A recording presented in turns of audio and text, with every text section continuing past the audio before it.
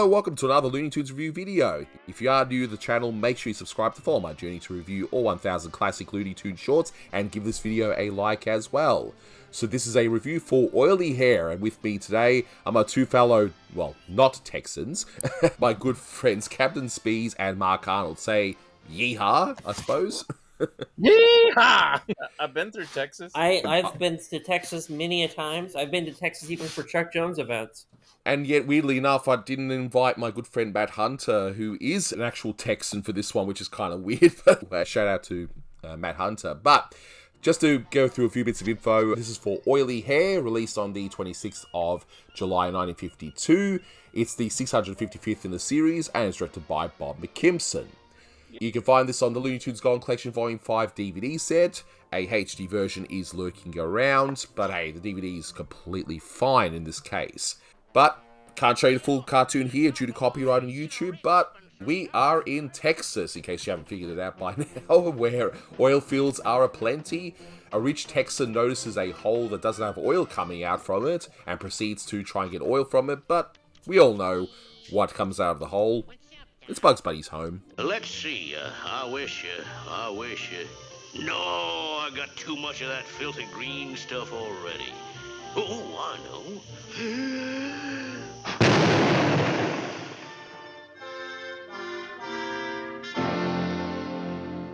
So in terms of trivia, I just wanted to put the short into a little bit of perspective here, because Texas at the time was, well, they still are a huge oil-producing state, but back then there was a huge oil boom, and seemingly everyone in Texas was just getting rich.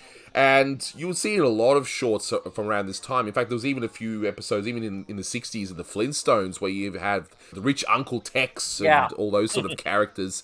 Texas was a huge oil producer, then they sort of dipped a bit, didn't they? Dipped a bit in like the 90s up through like 2011, and then since then, production has gone way up.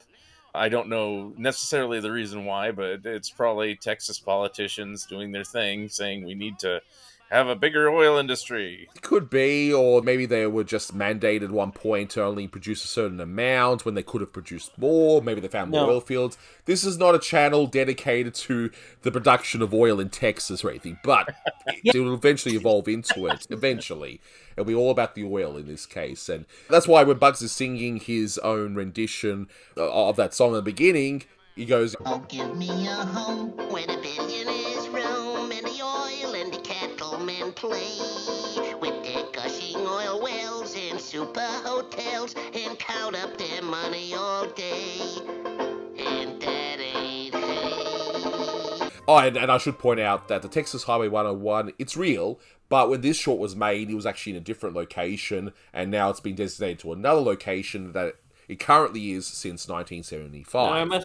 It was the big highway boom in the 1950s. Post-war America had a lot of money, and they splurged a lot of that money into highways. Exactly. There are two references in here as well I wanted to point out. When Bugs says the line, "You may fire when ready, Grizzly." "You may fire when ready, Gridley," that's a reference to Charles Vernon Gridley, who was a captain for the US Navy in the late 1800s. His superior Commodore, George Dewey, gave the command, "You may fire when ready, Gridley," and that was during the Battle of Manila Bay.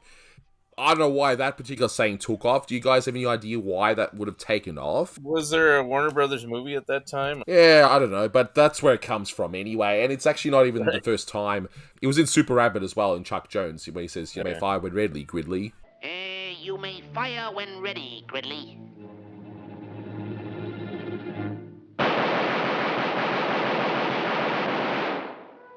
Honestly, all my knowledge of that phrase comes from cartoons. Exactly, and then I looked up, I'm like, yeah, that must mean something, and sure enough, it did. Later on, when the Texas says, "Not so fast!" that comes across like a line delivery that Joe Besser would do when he would say stuff like, "Not so loud." Not so loud! And of course, yeah, we all know that Joe Besser was the best of the Three Stooges, right? He's the best third stooge, right? Sure. No, I kid. Yeah. Yes, he's the best, right? No, as a comedian in his own right, he was very funny. He was actually pretty good. Also, but as a stooge, not so much. As an Abbott and Costello side character, he was the best. The everything's bigger in Texas thing, That's a real thing that people say in Texas. That's a real American statement that people say all the time in literature and writing. And then the other thing is, B. Benaderet plays the switchboard operator. B. Benaderet would play the switchboard operator in the Jack Benny Show, which she would play side by side with another Warner Brothers voice actress veteran, Sarah Berner. She probably, because it was just a one quick line in this, maybe she was recording for something else, and they're like, you know what? You're a woman. You can do a woman's voice. Can you just do this one line for us? It doesn't sound a lot like it, but it does sound a little bit like that voice. So I imagine that it just says, hey, do your Gertrude voice for us for just a line. This is long distance. Just a little old minute, please. Now, Camden, you put your name down for this one because you said that you love this short. Basically, I always thought that this was kind of like a Yosemite Sam for McKimskin. And this is like McKimskin's Yosemite Sam in that they tried it. It's not the same. He looks like Yosemite Sam. Not much, but a little bit. He's got the long mustache. Seems like McKimson always did that. He made his own version of Sylvester, and I think McKimson liked to use his own on occasion. And maybe something would click. If he had one that would click that's like Yosemite Sam, he'd say, well, then Mel can voice two characters that are like Yosemite Sam. But it didn't.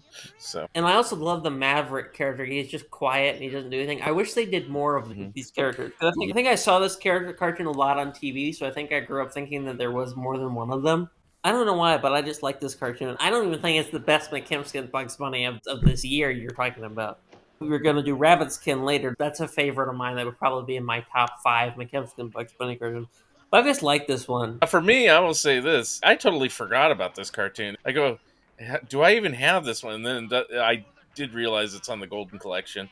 But there were always cartoons when I grew up with the Bugs Bunny Roadrunner show that they never played.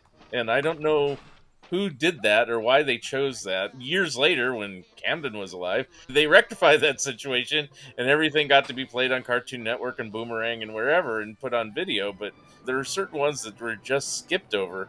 Maybe it's just because there wasn't a major character other than Bugs in this that had something to do with it. I don't know.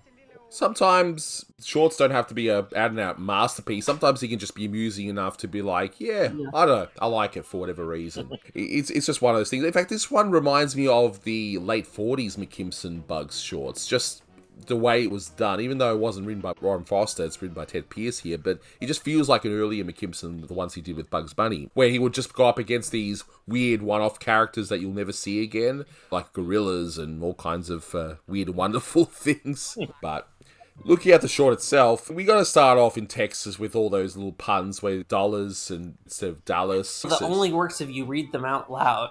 Yes. Then we get the whole deep in a hole of Texas. Ha ha, right? And we get to Bugs. He's singing along. He's doing his own version of Give Me a Home. The whole song there with its own lyrics. Beautiful. But my favorite bit in this short, I don't know if it's your guys' favorites, is just seeing that ridiculous limo. That really exaggerates the whole everything is bigger in Texas thing where this car's just so long that it starts off that you got a long distance call. Right. It's got its own phone operator, and then once you look inside, it's got a fireplace, it's got dollar symbols in the back. It's got a bearskin rug. It's got everything in there, just to the point of absolute ridiculousness. And in fact, when Maverick gets out from the car seat, and of course he has to go on that little scooter, right? If you notice closely, his car seat happens to be a horse seat. But, wow, that car scene just, I don't know, it just gets me, and I'm sure a lot of kids watching it will just, even if they don't know the context of it, they will just laugh at how ridiculous this big car is. And of course, in contrast, the villain is very short as well. Back when calling long distance used to be a thing. Yes, that's right. They see this hole, and our Texan guy is like, nah, this is a hole that not producing oil, and somehow him and Maverick all by themselves, seemingly to the powerhouse music, mind you, make their own oil drill. It's like, okay, sure, why not?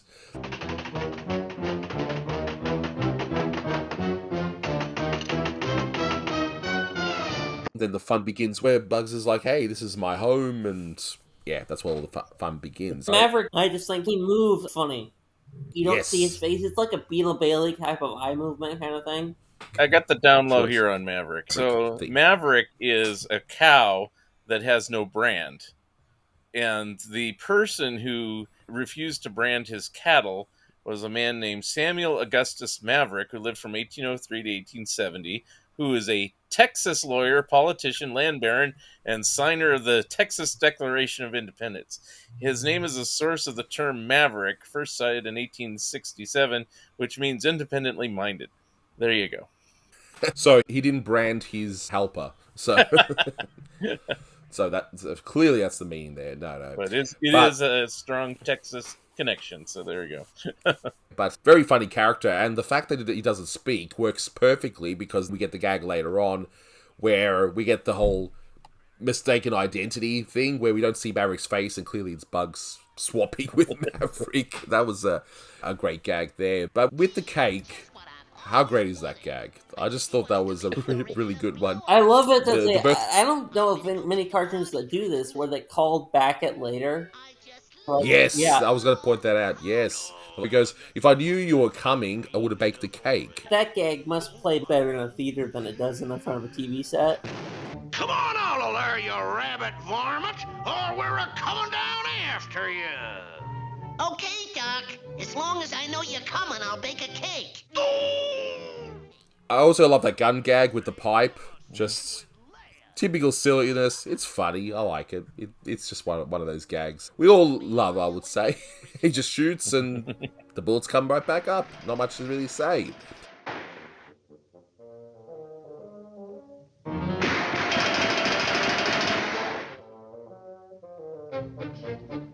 When Maverick is sent down and then when the Texan pulls him back up, he thinks it's Maverick, but no, it's Bugs in disguise. And I like how long it takes before the Texan realizes that Maverick was with him the whole time when he's just loading up all that dynamite. Load up heaps of dynamite. Keep it coming, keep it coming. And apparently Bugs is a smoker because Bugs says he'll find my cigarette lighter. Just look in my left-hand dresser drawer and you'll find my cigarette lighter. That's a rare appearance of a cigarette mention by a cartoon character that does not also mention a radio show, I think. Here, it's an out and out, yeah, I got a cigarette lighter, it's in my drawer, and you can use it. I don't think that means that they're smoking, because at that time, everyone smoked in their house, and everyone smoked in other people's houses. If you didn't smoke, you usually had a lighter to light somebody else's cigarette, right? Sure, but it just implies that he's a smoker. Was a man who never smoked, but always carried a cigarette. And we end with the whole gusher of carrots just flying out. But I do like how the short realizes how ridiculous this ending is. And Bugs himself even points it out. Yeah, I know. But anything can happen in Texas. Alright, you made it work. The plot has similarities to the plot of the short The Fair-Haired Hare, which was released 1 year earlier. That featured Devil Rich Texan as Bugs' antagonist and recycles the same ending where Bugs' home is filled with explosives and blown up. Camden, if you think that you saw more than one of these, that might be why. Yeah, try saying that fast 10 times. The Fair-Haired Hare. The Fair-Haired Hare. Yeah. In terms of a score, I like this one, but it's not one of those ones that's a major highlight for me, I guess. I don't know what to give it. Maybe 8 out of 10. It's not a massive standout or anything, but it's fun. I like it. Yeah, about 8. What about you, Mark? Unfortunately, since I forgot about it, even though I'm a huge McKimson fan, I'm going to have to give it a 7 because it's forgettable. What? Even with Maverick? Maverick actually was, I will agree with Camden, he was the best part of the short. It's pretty good. And Camden, we know you're going to give it a 10. I'm not going to even bother. No, I'm going to give it a 9 or 8.5. 9.3. Gasp. Gasp. You gave it less than 10. Oh, no. Yeah, I'm usually good at grading because Anthony knows my opinion about grading shorts that were made to show once is kind of weird. But I would say an 8.5. As clearly it didn't stand out because they never use these characters again. But I wonder why. They work fine as a done in one thing. But then they didn't use Pete Puma again in that short. If you guys don't give that a 10, I don't know what's wrong with you people. Oh, that probably will be a 10. Yeah, so that's fine. That's fine. But that'll do it for this one. Thank you so much for watching, guys. And until next time, take care. Hey, looks like I brought in a carrot gusher. Yeah, I know.